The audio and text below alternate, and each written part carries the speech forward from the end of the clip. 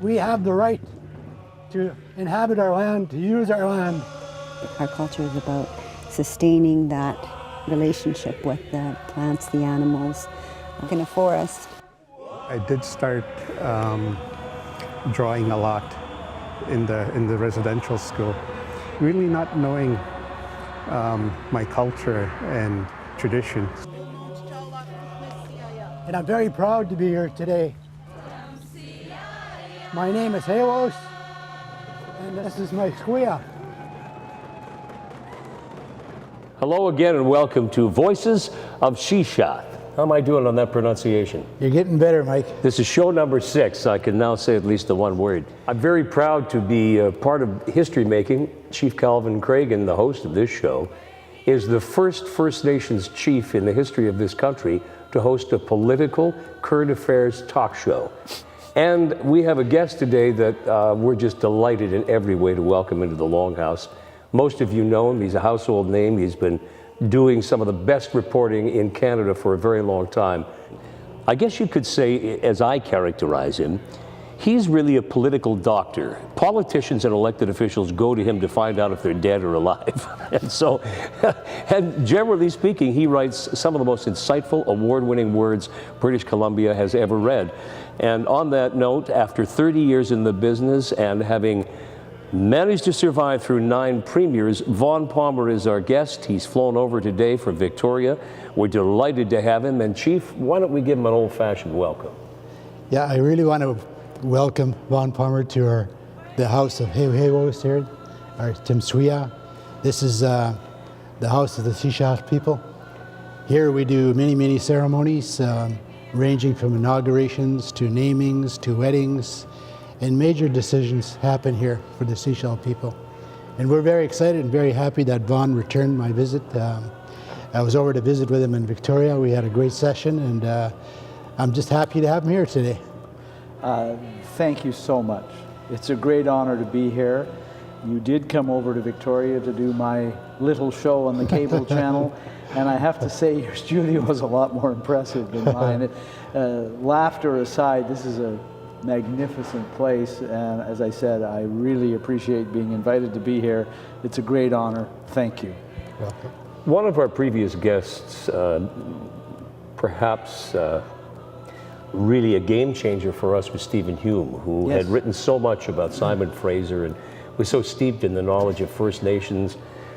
And he had suggested, quite rightly, that we should ask you about the events that have really been the cornerstones of your journalism career. And for us, I'd like you, if you would, Chief, you remember the Van der Zam years and what that meant and how he really followed his own heart. Then there was the Harcourt years. Again, there were advisors advising. And Gordon Campbell, who probably was the most flexible and changeable premier of any of them in terms of changing his opinion. You were there for it. You were right in the front seat. Yeah, the thing that's important, I would say, from my perspective, doing it for 30 years, is when I started writing about provincial politics, the official position of the BC government was that Aboriginal title didn't exist, and that if it did exist, it was Ottawa's problem. That was the provincial position. So it was the Dark Ages. We all know there's still a lot to be done, but we have come a long way, and our provincial government has made a big part of the journey. There's a couple of premiers who, whatever else their flaws, deserve some credit for that, and Bill Van der Zam is the first one, who actually went against the advice of his advisors, which was, don't go there because you'll set precedents that will haunt the provincial government for years, and he said no. He set in motion the modern treaty recognition and negotiation process. Mike Harcourt picked it up and brought it to where we are today. The other premiers that deserve some credit here, Glenn Clark, who did the first modern treaty with the Niska people, and Gordon Campbell, who, Michael, you're right, probably made the biggest journey of all, because he started off in provincial politics fighting the Niska Treaty in court and planning a referendum on the negotiating mandate for treaties, which I think offended every Native person in British Columbia and many other British Columbians as well. And he ended up establishing the new relationship, which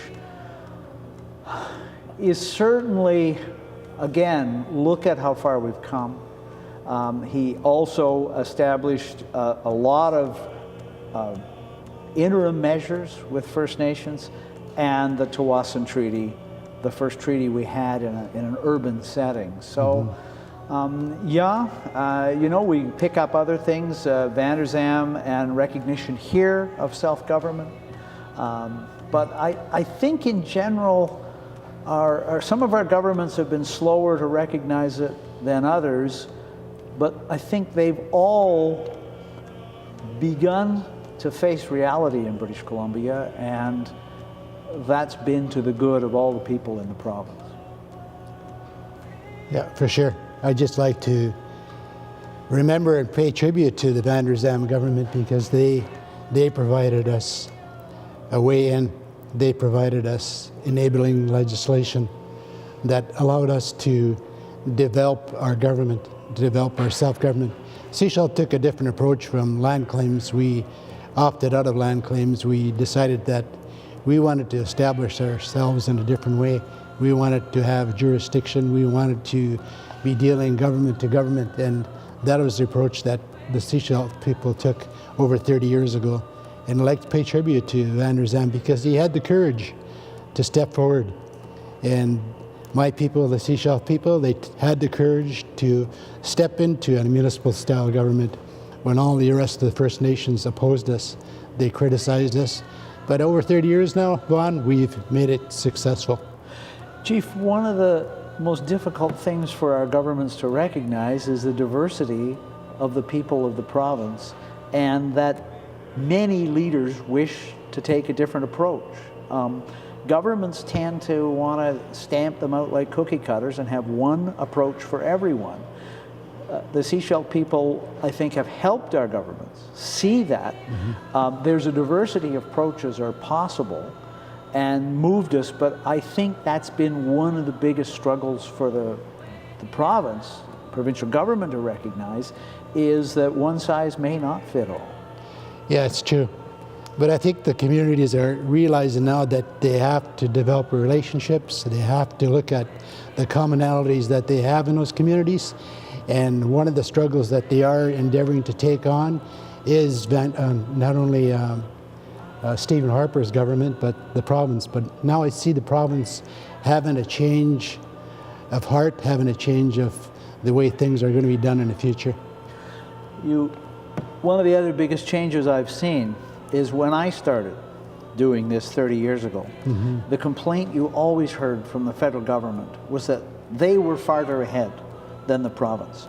They were making offers. They were willing to negotiate. They were willing to offer land and autonomy in some circumstances, and the province was dragging its feet. Yeah.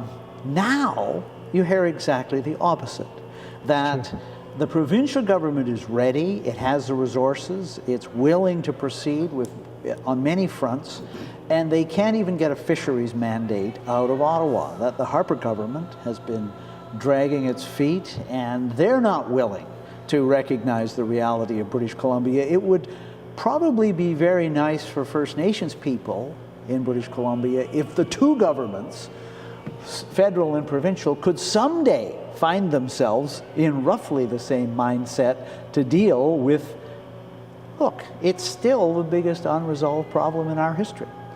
It's true. And I think Shishalh can provide that opportunity, though, to resolve that problem, because Shishalh government is still quasi-federal, and therefore we still have some ties with the federal government. In dealing with the Ministry of Transport federally, federal fisheries federally, we have to look at the marine ways that are in our community and how we protect and prolong the natural resources in that territory. And in that manner, we're working with the regional districts, we're working with the local mayors, because we see that as sharing that responsibility. And because we do that, I think it demonstrates the ability to get along, the ability for the people in the community to start protecting what's in our communities. And I think there's a real keen opportunity here for both governments to use shishalh as the first to cross the line. One of the things that I used to hear when they were doing the Nisga'a Treaty was that the provincial government thought it was a good one to proceed on because the Nisga'a people were in a remote part of the province, and there would be a minimal amount of interaction with their neighbors. But I think you've highlighted something that I thought even then, which was the real challenge for British Columbia, was going to be to get along where, I mean, your community is in the middle of shishalh. You're not isolated, you're there every day, and I find it encouraging to hear you say that you think there are some lessons there that the rest of British Columbia and the rest of the country could learn from.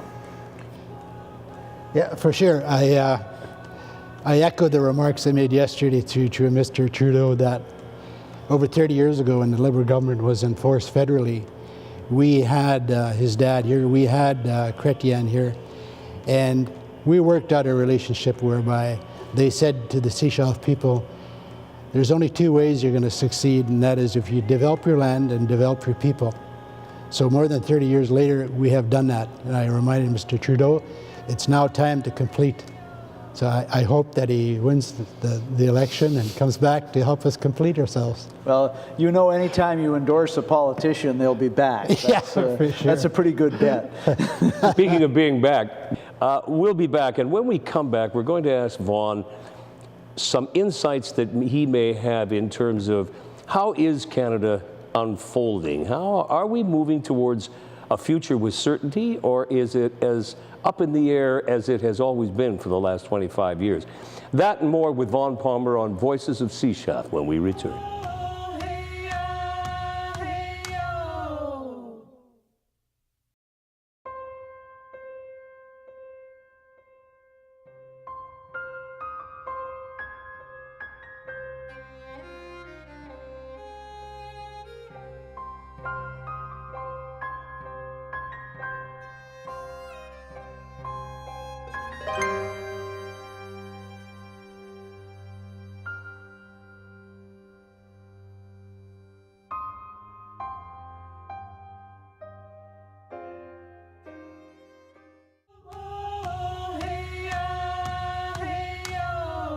Welcome back to Voices of shishalh, and it's Chief Calvin Cragen who makes history with every show as being the first chief in the history of Canada to host his own political current affairs talk show.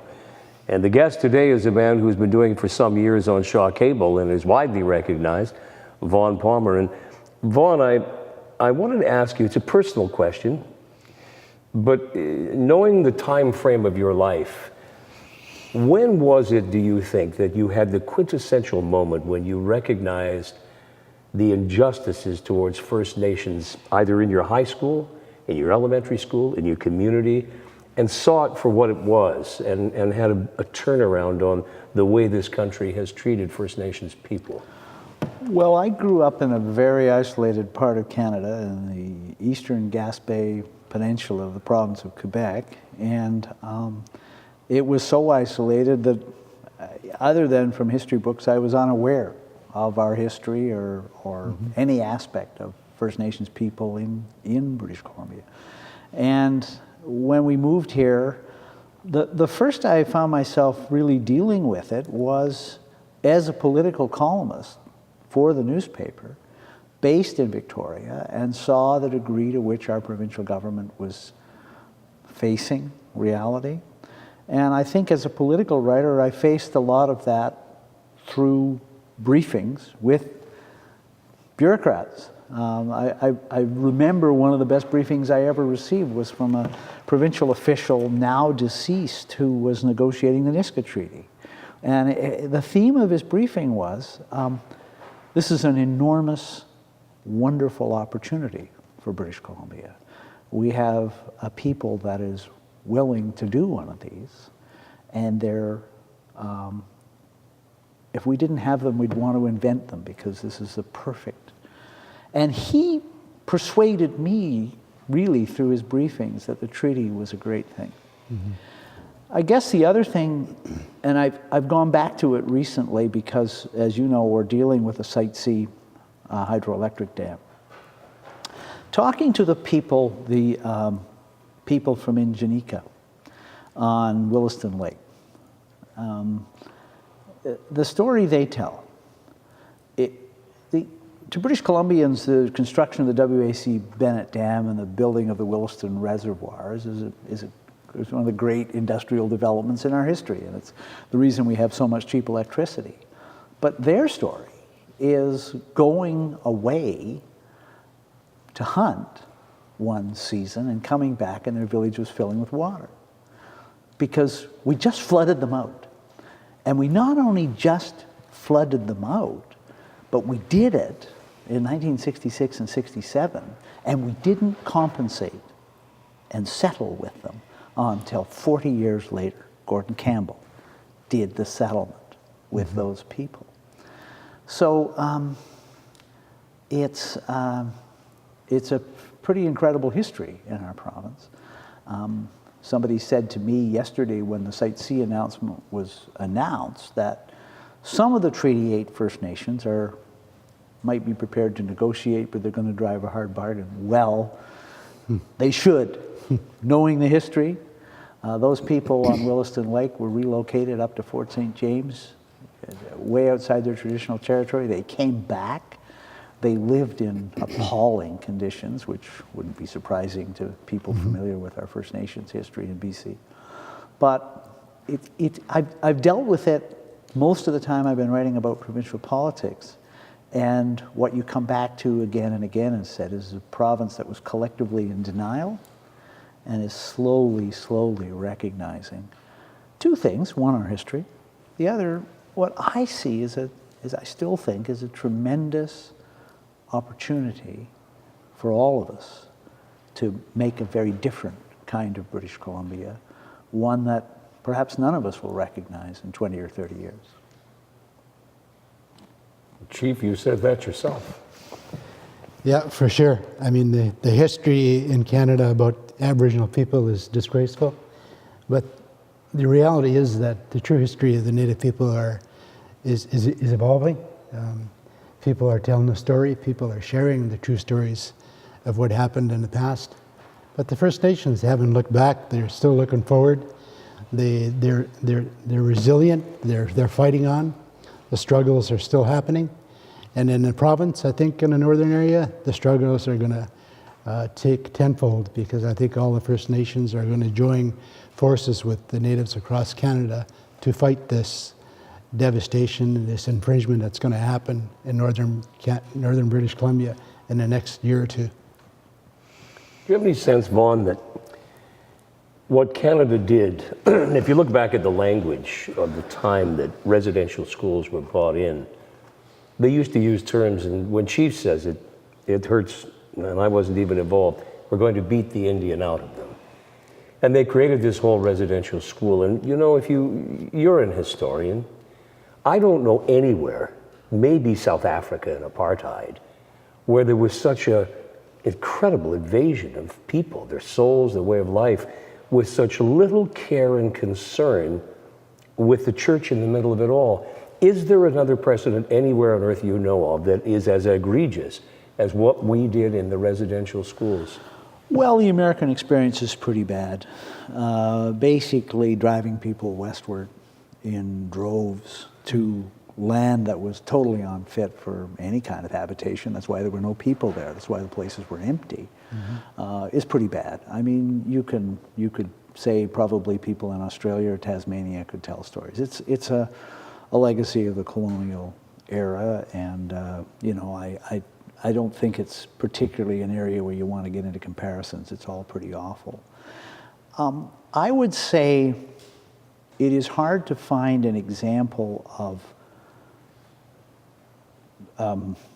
arrogance as distinctive as what happened in British Columbia, because most places, as uneven and unfair as treaties were, they did sign treaties. By the time they got to British Columbia, they decided they didn't need them.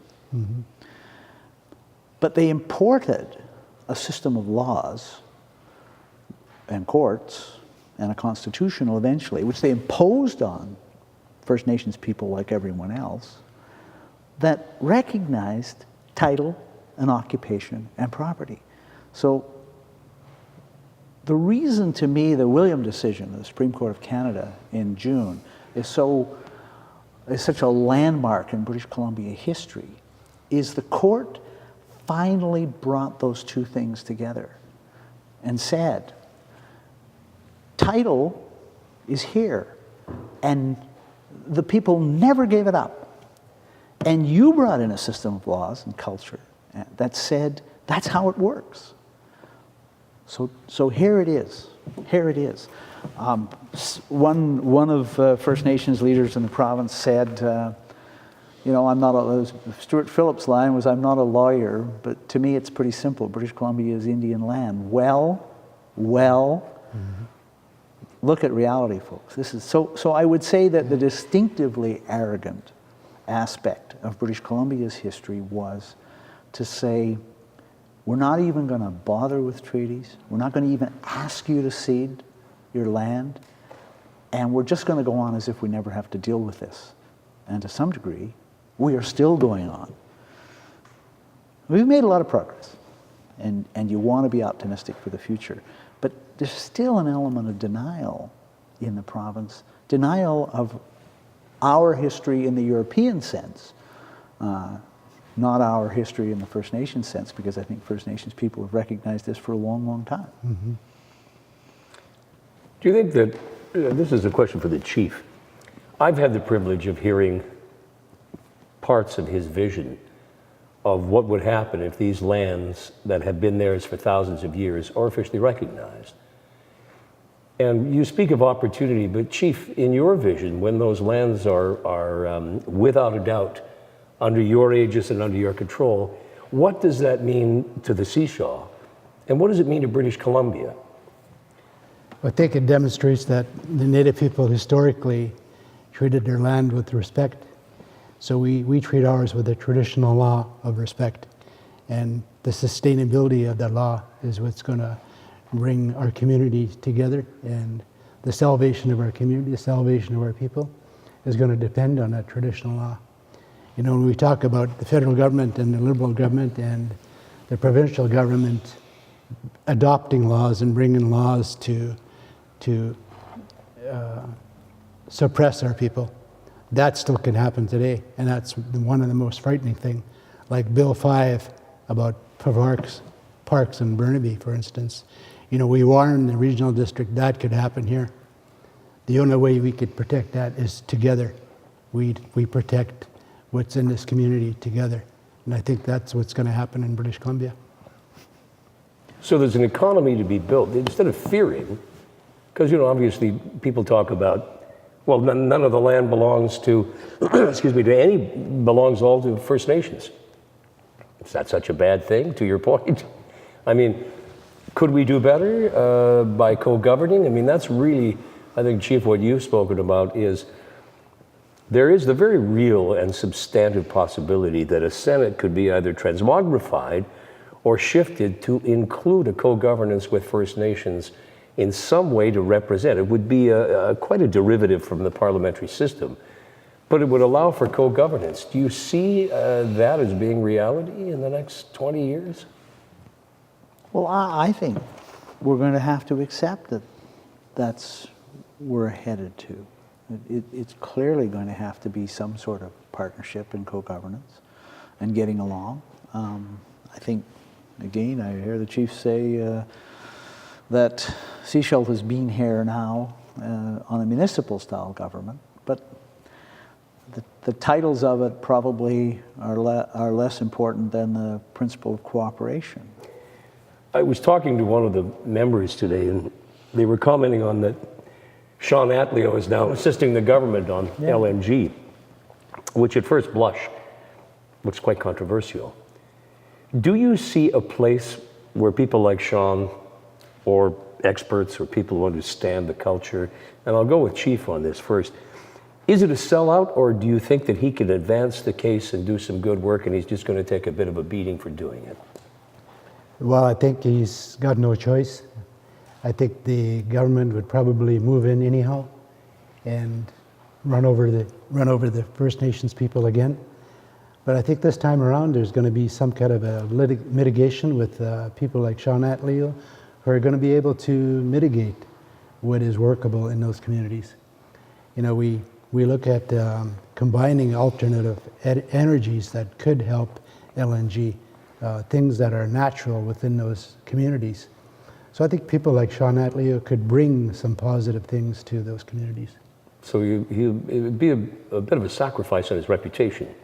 Well, you know, it's better than 100% loss for the Native communities. You know, they need opportunity, they need jobs, and I think that process should be able to help them rather than suppress them. Vaughn, what do you think? It's a tough road to hoe. I think it's very difficult to get the rest of the country to recognize the unusual and unique situation it is in British Columbia. It's difficult for our premiers. It is difficult for our journalists. I had the experience through the struggle over the Enbridge pipeline and now Kinder Morgan of doing open line radio in the province of Alberta. The two provinces share a lot of history. But I used to say, and I gave speeches in Calgary, and I used to say again and again these conditions that the provincial government has laid down. Do you recognize that the condition 4 is the key, that there must absolutely be a deal with the First Nations who will be affected by this project? Yeah, sure. I mean, people genuinely don't understand the unique situation in British Columbia, the absence of treaties, the existence of title, not just rights that are in the Constitution, but what the Supreme Court of Canada has now said, which is it is like fee simple ownership, and it's more than that, it's collectively held for all time. This is a huge development in our history to have the highest court in the country finally recognize it.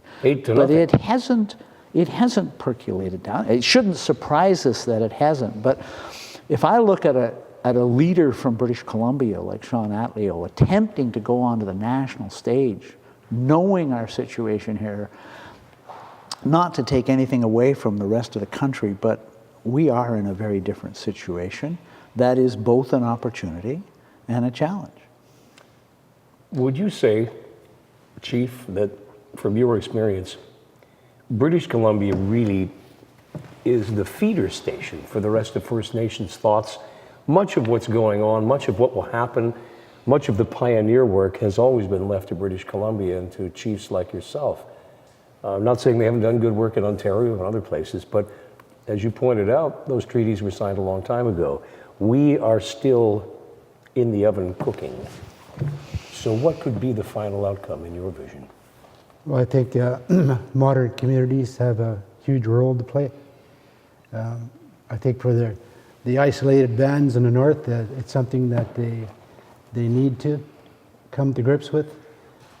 For people who live in urban areas like ourselves, we've taken a different approach in terms of self-government, of working cooperatively with the local governments. And there's going to be some huge changes in the north.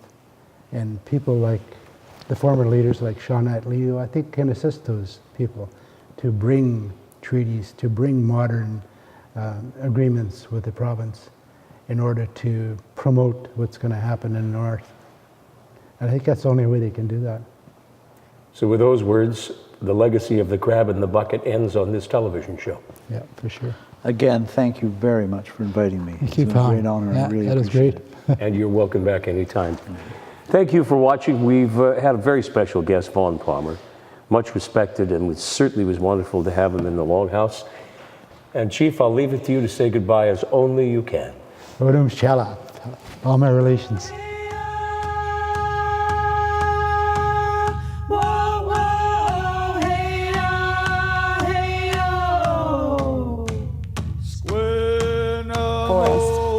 I did start drawing a lot in the residential school, really not knowing my culture and tradition.